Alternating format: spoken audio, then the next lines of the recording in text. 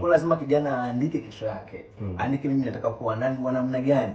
Na katika kuandika usiweke limit kwamba nilikuwa ninaweka malengo ni makubwa sana kwangu. No, weka malengo kile unachokiona ndani. Kwa hiyo ni kwamba kile tunachokitaka kuwa ni kikubwa zaidi ya jinsi tulivyo sasa hivi.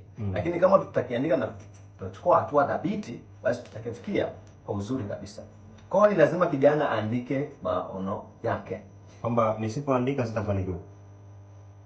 Unaweza kufanikiwa lakini sio kwa mpangilio. Okay. Maana unajua kuna wale ambao hawajasoma na wanasikiliza hapa. Sasa wanasema mbona kama mmetutenga sisi, maana yake sisi mafanikio yetu hayapo tena. No, hapana. Unapozungumzia concept ya kuandika, maana yake unakuwa unaweza uwezo kufanya tathmini kwa kile unachokifanya.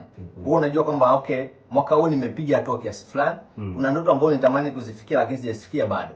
Kwa hiyo narudi kwenye malengo yangu na niambia kuna kitu bado hujafanya. Kwa hiyo inabidi ufanye. Ndio maana pia kuna kitu ambacho watu wanaofanikiwa wanafanya kitu inaitwa to do list. Yaani kabla hujaamka lazima uandike kitu gani utakifanya siku inayofuata. Hiyo inakusaidia kufanya vitu kwa ufanisi zaidi kuliko yule mtu ambaye anaamka tu na anafanya chochote anaenda kokote. Kwa hiyo alikuta amefanya kitu kimoja kwa masaa 24. Kwa hiyo lazima kwanza kijana jue maono yako, ujiandae na uyaandike.